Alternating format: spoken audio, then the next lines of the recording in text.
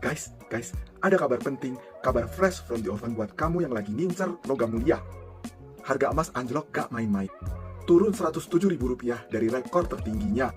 Baru aja seminggu lalu cetak rekor Rp2.039.000 per gram, emas antam sekarang cuma Rp1.932.000. Turun drastis Rp33.000 dalam sehari, dan totalnya sudah turun Rp107.000 per gram sejak 23 April 2025. Bukan cuma di Indonesia, harga emas dunia pun lagi nyungsep. Dari data Refinitiv, harga emas global turun 0,86% jadi 3.287 per troy ounce.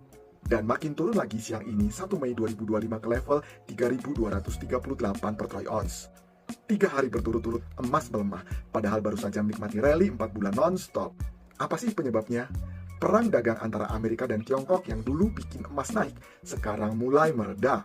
Trump dan timnya mulai buka pintu damai dagang, sementara Tiongkok juga mulai ngelonggarin tarif impor barang Amerika.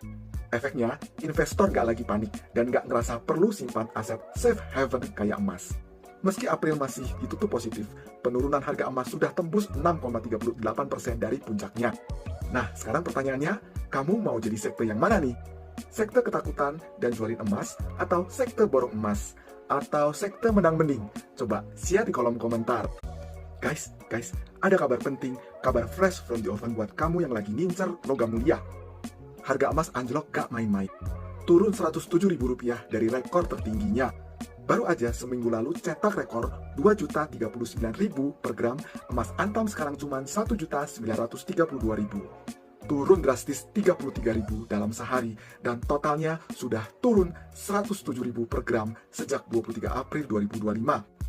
Bukan cuma di Indonesia, harga emas dunia pun lagi nyungsep. Dari data Refinitiv, harga emas global turun 0,86% jadi 3.287 per troy ounce. Dan makin turun lagi siang ini 1 Mei 2025 ke level 3.238 per troy ounce. 3 hari berturut-turut emas melemah, padahal baru saja menikmati rally 4 bulan non-stop. Apa sih penyebabnya? Perang dagang antara Amerika dan Tiongkok yang dulu bikin emas naik, sekarang mulai mereda.